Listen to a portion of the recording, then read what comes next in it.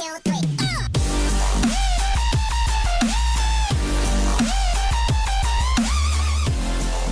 Hey guys, we're back. We're talking about MLS Fantasy Soccer for week number 30. I can't believe how fast it's already going. 2 weeks down, a lot to go.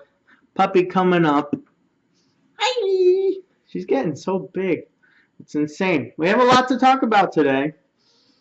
Some things that concern me, some ideas for what you might want to do with your transfers this week. Hopefully you listen to me and haven't made your trades yet.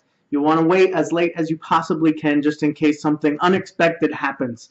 Injuries, international team call-ups, things like that. So she wants to be in this video a lot. So we're going to start right off with talk about kind of a phenomenon last week. I guess it's a phenomenon. For some people, it's just super lucky because we all got an extra $0.1 million to our team for a junk player that we all had. And that is Travis Wara from DC United. I don't think anybody was really expecting him to start, and he did, and he got a shutout. He got 8 points, and he got a little boost to his value. So anybody that was fortunate enough to already have him was really lucky. Right, puppy?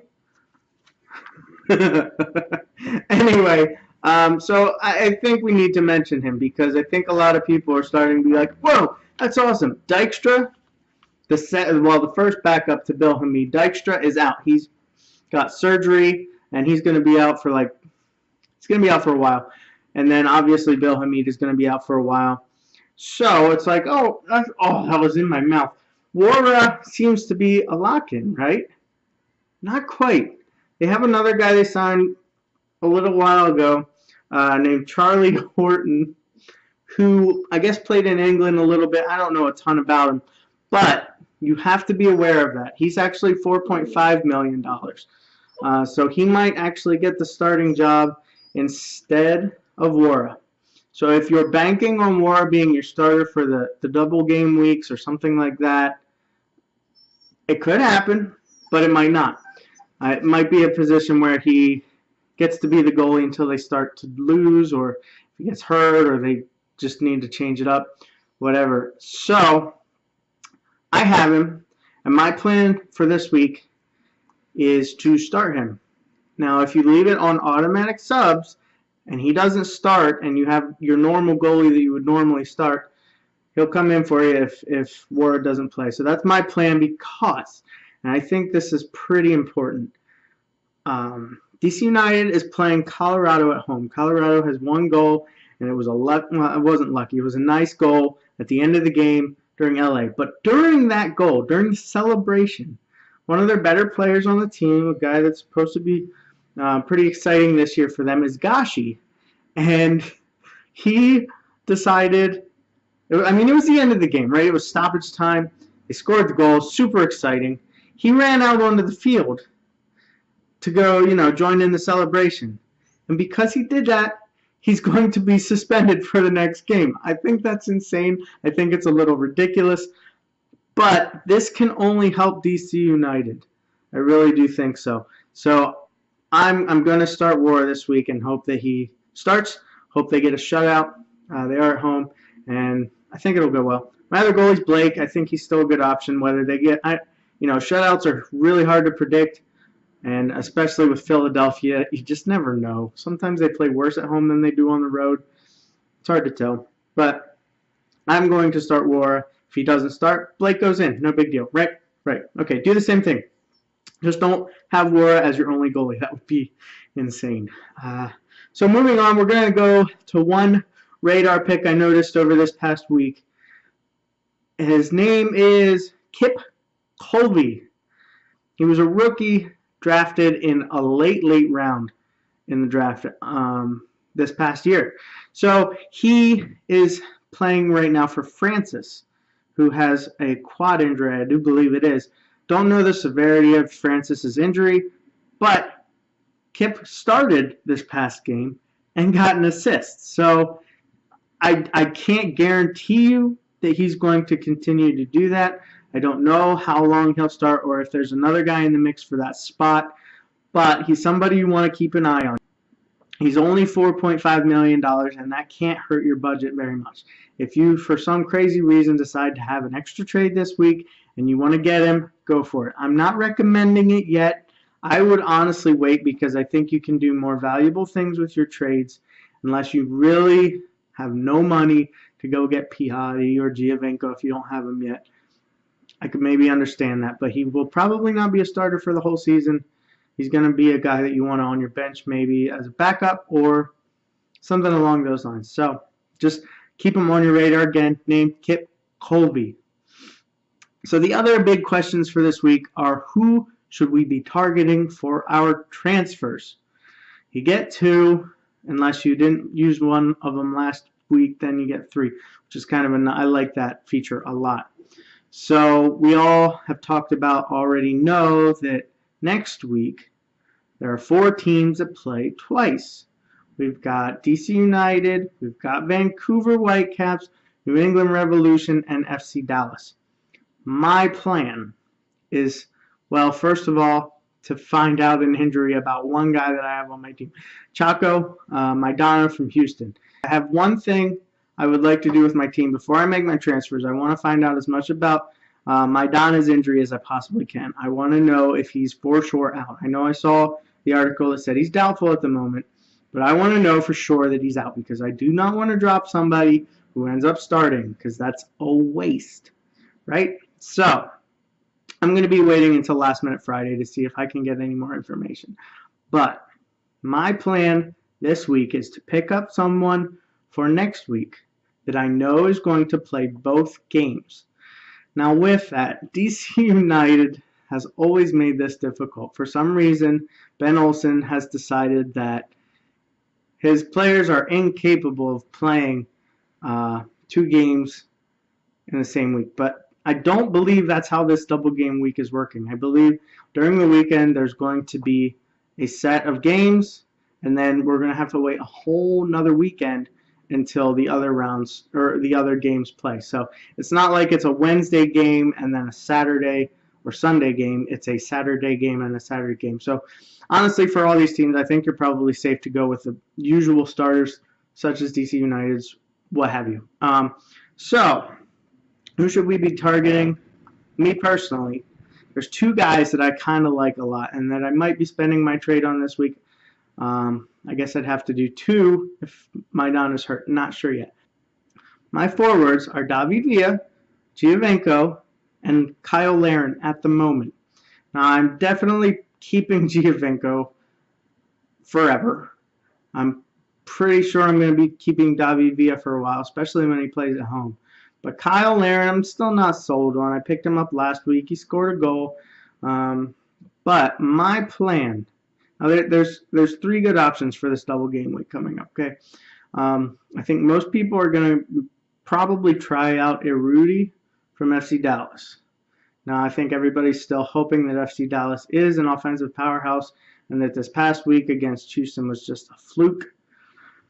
But I'm actually going to go differently. I'd like to go different because different is how you gain rank. If everybody does the same thing, makes the same captain every week, you don't go anywhere. You kind of have to take risks to get a little higher in the rankings. So my plan is, I think, a good one, and it's a little bit sneaky. So with New England, all right, in the beginning of the season, you look at their lineup, and they have Charlie Davies and Juan Agudelo, both at $8.5 million, both really good players. Who to pick? Who's going to start each week? I don't know. It looked like Davies was going to be the starter for the week for the beginning of the season. But guess what? He got hurt last week. And guess who came in? Juan Agudelo. And guess who's probably going to be playing as the starter until Charlie Davies gets back? Juan Agudelo. And he actually went down in value, so you're actually getting him for a little bit cheaper than when he started the season. I like that a lot. There's a lot of upside there, especially if he starts 2 games in a row for New England. And you know what's cool? There's another option that's very, very similar in Vancouver. So Rivero and Mane were the same situation. They actually last year scored the exact same amount of fantasy points, 136. It's crazy. And they were the same value at the start of the season. It was like, okay, they're both really good. Who am I going to pick up? Well, we have another answer now because Mane is listed as injured. Now, will they still both be him, Mane, and Charlie Davies still both be injured by the time the double game weeks come around? I'm not 100% sure. It might be a little risky to pick them up now. It might be smarter to save it and do it next week, which I'm starting to talk myself into doing that at this moment. But it's definitely a smart move. I think it's wise. I think both of those guys have an incredible amount of potential to do well during that double game week, especially if they're going to be starting both games. And I don't think it's going to be picks that a lot of people are picking up on. You got to pay attention. That's what I'm here for. I'm telling you what to do, but that's scary because if I tell you the wrong thing, you're going to get mad at me. So, proceed with caution, but these are just ideas, and I think good ideas for you to get ahead in fantasy. The other guys that most people are picking up this week are guys like Piatti, Wenger, Steres, and Rowe from the goalkeeper for LA. Now, I don't like to jump on the bandwagons, especially when it's only week 3. I know Piatti had 2 amazing games in a row. I'm super excited for him because I was like preaching his name to everybody I knew last year to pick him up. I don't have him yet. And I'm not sure I'm going to get him yet because I'm really going for week 4. I'm waiting to make my transfers to get guys from those teams that play twice because I think the potential for points is more. Wenger, I think people are a little crazy. Remember what happened with Mike McGee in week 1? Yeah, he went out and scored a bunch of goals and had a ton of points. And what did he do last week? Absolutely nothing. Will Wenger be the same case? I kind of have a feeling he will. I think the goals that they scored weren't necessarily pretty ones against FC Dallas, and I just don't think it's a good idea to jump on somebody that quickly. Steres from LA. LA has not been playing great away. That's kind of their reputation. They always start the season slow. I think most people that have played and watched kind of know that. I'm not wild about him. I know budget defense is a really good way to go, but I think there's other guys you can go for. I would probably even pick up the guy I was talking about earlier, Kip from San Jose. So there's one more thing I'm looking at for this week. There are a bunch of international call-ups getting thrown around, probably scaring you a little bit for your team, and it scares me too. That's why you wait as long as you can. And I'm lucky because one of the guys I have on my bench as my $5 million defender is Redding from Orlando, who's kind of playing where Aurelian Collin was expected to play. But let's be honest, Aurelian Collin is getting a little old, not quite as fit as he has been in the past. He's still a good player, but a little past his prime, whereas Redding is young, and he got 5 points last week. They didn't get a shutout. That's pretty dang good. So he's getting called up to a U20 national appearance for his country. I don't remember which country it is. I want to say Colombia, but I don't think that's right. But I have the luck of seeing the starting lineup before the transfers are finalized this week. So that's pretty cool. I'm going to be able to see if he's starting. If he is, I might actually plug him in. If he's not, well, it all depends on my Donna. Whatever. You don't need to hear about my team. You just need to know what to do with yours. So as far as what I'm going to do this week, it does depend a lot. Hopefully my Don is okay, and I can trade out Laren to get either Agudelo or Rivera. I'm leaning towards Agudelo because I know his potential is there, and obviously in week 1 we saw New England play quite well. So if he's injured, I'm going to feel like I have to replace him. And as far as all those teams go, I already have Pedro Morales from Vancouver, and I have Diaz from FC Dallas, and really those are the only 2 midfielders from any of those double game weeks that I'm targeting.